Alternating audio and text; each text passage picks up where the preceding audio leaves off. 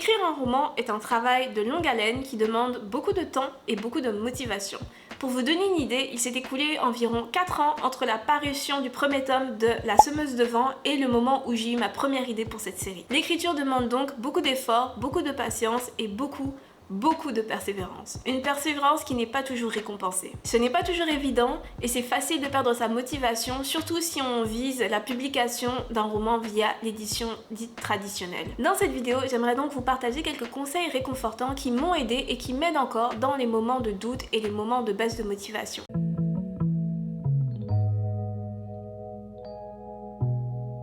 Qu'est-ce que vous aimez le plus dans l'écriture? Ça, c'est une question que je vous ai posée il y a quelques semaines à la fin d'un de mes derniers vlogs d'écriture. Il n'y a pas de bonne ou de mauvaise réponse à cette question. C'est très personnel. Personnellement, je vous l'ai dit dans ce vlog, l'une des choses que j'aime le plus en écriture, c'est la résolution de problèmes. J'aime régler les problèmes liés à la construction de mon intrigue, liés au développement de mes personnages, et j'aime aussi tout simplement trouver des réponses aux questions que j'ai posées dans mon intrigue. Des questions auxquelles souvent je n'ai pas de réponse avant de commencer à les explorer dans mon histoire. C'est important de réfléchir à ce qu'on aime dans l'écriture, surtout dans les moments difficiles, parce que je pense que c'est super important de se concentrer avant tout sur le processus, plutôt que de se concentrer sur l'idée d'un livre terminé et publié. Alors oui, je sais que c'est motivant d'imaginer son livre terminé, entre les mains de lecteurs, et je dirais toujours que l'une des choses les plus importantes à apprendre quand on écrit, c'est d'apprendre à achever ce qu'on commence. Mais je me suis rendu compte que je suis beaucoup plus indulgente envers moi-même et que l'écriture me rend beaucoup moins anxieuse lorsque je me concentre sur le processus plutôt que sur le produit final. L'écriture, c'est quelque chose que l'on peut plus ou moins contrôler. On peut décider les moments où on va écrire, on peut décider combien de mots on va écrire par jour, on peut aussi s'organiser pour rendre l'écriture plus fun et plus agréable. Alors que la publication d'un livre dépend de nombreux facteurs qui sont souvent hors de notre contrôle. Ça dépend des maisons d'édition, du marché, du timing, ça dépend des prestataires de services avec lesquels on aimerait faire affaire si on décide de ne pas passer par un circuit traditionnel. Donc ça dépend de beaucoup de choses qu'on ne peut pas contrôler et sur lesquelles on a très peu d'influence. La publication d'un livre est aussi une étape finale qui repose sur de nombreuses autres étapes qui peuvent prendre plusieurs années. Si on décide de se focaliser sur ça, il y a beaucoup de chances qu'on se décourage en cours de chemin parce que ça peut prendre très longtemps avant d'arriver là. Donc on se retrouve à contempler le sommet d'une montagne au lieu de regarder le sentier qui se trouve juste devant nous. Ça augmente les chances de se prendre les pieds dans des obstacles et de se tordre la cheville dans des nids de poules. C'est pour ça qu'en écriture, mais en fait pas juste en écriture, dans toutes les activités en lien avec la création, je pense que c'est hyper important de se concentrer avant tout sur le processus. Prenez les choses une étape à la fois, un pas à la fois, un mot à la fois. Cela permet de grandement réduire le stress que peut provoquer un projet aussi important, aussi gros qu'un roman. On passe aussi tellement de temps à écrire un livre, ça prend beaucoup de temps. Donc je pense que c'est important d'apprendre à vraiment apprécier cette période de création, d'apprendre à apprécier les moments difficiles qu'elle peut occasionner ainsi que les moments de joie.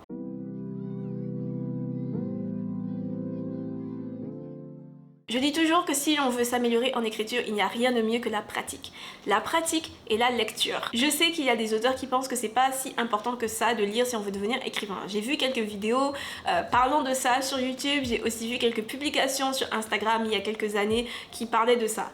Perso, je ne suis pas d'accord avec cette idée. Pour moi, c'est hyper important, c'est même crucial de lire si on veut écrire. Et surtout, de lire dans les genres littéraires dans lesquels on veut écrire. Si vous voulez devenir réalisateur de films, on vous dira de regarder ce que font les autres réalisateurs. Si vous voulez devenir menuisier, disons, on vous dira de regarder le travail d'autres menuisiers et d'apprendre des techniques qui ont été développées par des menuisiers avant vous. Même pour la peinture, on vous dira probablement d'apprendre à observer le monde autour de vous, mais aussi d'apprendre à analyser le travail d'autres artistes. C'est pour ça que je dirais toujours que pour écrire dans un genre littéraire, c'est hyper important de lire aussi dans ce genre littéraire, juste pour pouvoir savoir qu'est-ce qui a déjà été fait, qu'est-ce qui se fait maintenant. Lire beaucoup et apprendre à analyser ce qu'on lit en prenant la position d'un auteur en apprentissage est aussi, je pense, une très bonne manière de réduire le stress que l'on peut ressentir par rapport à l'écriture d'un roman et aussi de réduire le sentiment d'infériorité que l'on peut avoir par rapport à d'autres auteurs. Il n'y a aucune histoire parfaite et aucune histoire qui ne peut pas être critiquée. Et en même temps, il n'y a aucun livre entièrement dépourvu de qualité. Oui, même les livres qui sont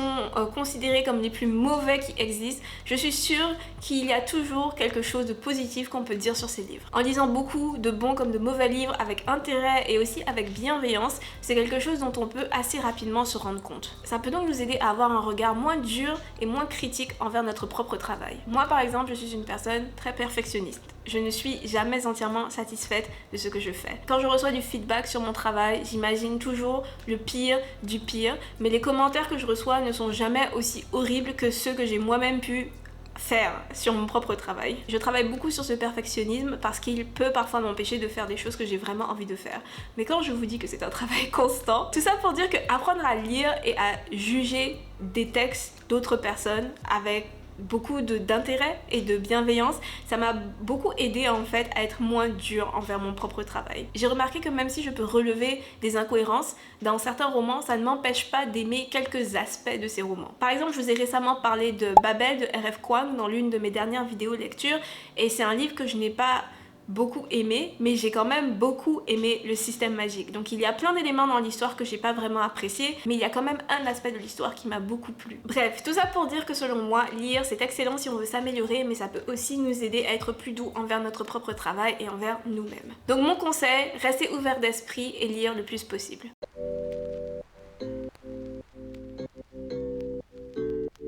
Ce troisième conseil, je pense vous l'avoir déjà prodigué plusieurs fois sur cette chaîne YouTube, mais il vaut la peine d'être répété. Je pense qu'il vaudra toujours la peine d'être répété. Dans ce monde qui va toujours très vite et qui met tant l'accent sur la productivité, on court toujours tous contre la montre. On est tout le temps à la recherche du prochain accomplissement, du prochain projet, du futur succès. Du coup, c'est important de se répéter qu'il n'y a aucun mal à prendre son temps et à prendre des pauses. Prendre une pause de quelques jours, voire de quelques semaines, voire même de quelques mois, ça ne veut pas dire qu'on cesse brusquement d'être un auteur et qu'on va complètement perdre notre habilité à écrire. Ça peut être évident dit comme ça, mais c'est des boucles infernales dans lesquelles moi-même je rentre parfois, où je me dis qu'il ne faut pas que je prenne de pauses trop longues, mais en réalité, c'est une boucle infernale qu'il faut briser parce que prendre une pause de quelques mois, de quelques jours, ça ne fait pas subitement de nous une personne incapable d'écrire une histoire. Je suis la première personne à dire que c'est hyper important d'être régulier parce que c'est quelque chose qui fonctionne pour moi la plupart du temps, mais chaque personne a son rythme et sa manière de fonctionner. Une pause fait très rarement du mal. Ça permet même souvent de recharger ces batteries créatives qui ont besoin de nourriture, qui ont besoin de différentes sources d'inspiration pour fonctionner correctement. Donc si vous vous trouvez actuellement dans un moment difficile en ce qui concerne l'écriture, peut-être que ce dont vous avez besoin, c'est d'une petite pause. S'arrêter de temps en temps ne veut pas dire qu'on est un mauvais auteur, ça veut juste dire qu'on prend une pause. Une idée ou une histoire, ça peut reposer dans un tiroir mental pendant plusieurs mois, plusieurs années. Il n'y a pas de mal à ça. Il n'y a rien de mal à vouloir prendre son temps avant de commencer à travailler sur un projet.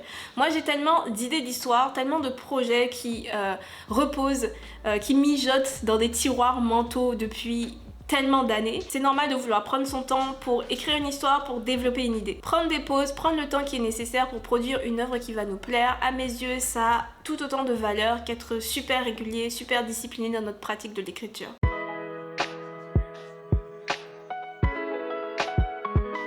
Alors ce quatrième conseil s'adresse plus aux auteurs qui ont déjà terminé un livre ou qui ont déjà terminé plusieurs livres. Ceux qui essaient d'être publiés en maison d'édition ou même qui ont décidé d'éditer de manière indépendante. Ceux qui seraient découragés parce qu'ils n'auraient pas atteint des objectifs qui se seraient fixés en termes de vente ou en termes de succès. Alors une chose que j'ai réalisée au cours des 20 et quelques dernières années d'écriture que j'ai derrière moi, c'est que dans ce monde de l'écriture, le succès, si on le définit en termes de nombre de lecteurs, nombre de ventes, popularité, c'est quelque chose qui est très difficile à contrôler. Et en fait, je dirais même que c'est quelque chose qui dépend beaucoup de la chance. On peut travailler pour se mettre dans la meilleure position possible, donc pour se placer dans une position avantageuse. Mais le succès en lui-même est avant tout une question de chance. Et ça, c'est quelque chose qui s'applique au monde de l'édition, mais qui aussi s'applique à beaucoup d'autres aspects de la vie, je pense. On peut par exemple travailler hyper fort pour être embauché par une entreprise où on a toujours rêvé de travailler. On peut mettre toutes les chances de notre côté en postulant à des annonces, en étudiant spécifiquement pour pouvoir être embauché dans cette entreprise, mais à la fin, il y aura toujours quand même un facteur chance qui va entrer en jeu. Peut-être que le jour de notre entrevue,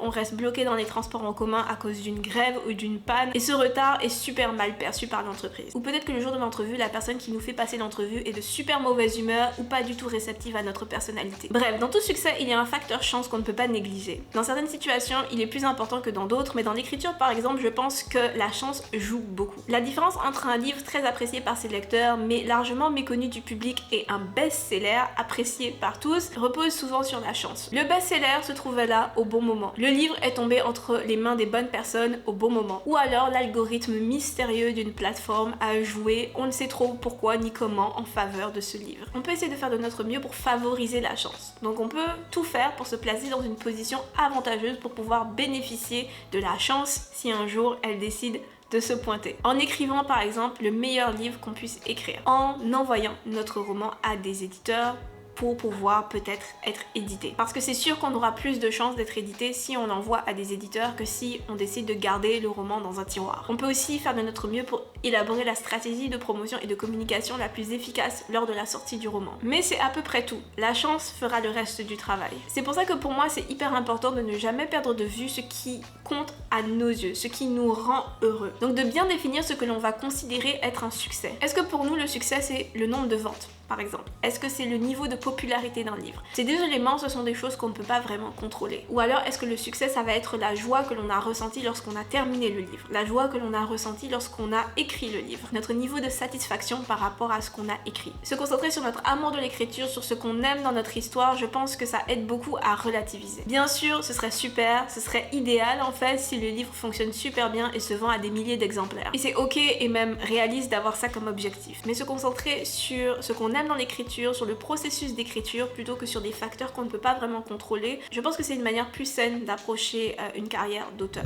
Voici donc mes 4 conseils réconfortants aux auteurs qui débutent mais aussi aux auteurs qui seraient peut-être dans une phase difficile en ce moment. L'écriture ce n'est pas toujours facile mais ça n'a pas non plus à être l'enfer. C'est un métier mais c'est aussi une passion et je pense que si vous avez décidé d'écrire un livre et de vous lancer dans cette carrière, c'est parce que tout comme moi, vous aimez écrire. Donc c'est important de s'en rappeler et j'espère qu'avec cette vidéo, j'aurai peut-être réussi à vous aider à vous rappeler ce que vous aimez dans l'écriture, à vous rassurer et à vous réconforter si en ce moment ça ne va pas trop avec l'écriture, si vous êtes dans une phase difficile, si vous avez perdu votre motivation. Si vous avez aimé la vidéo, n'hésitez pas à la liker et à me dire ce que vous en avez pensé dans les commentaires.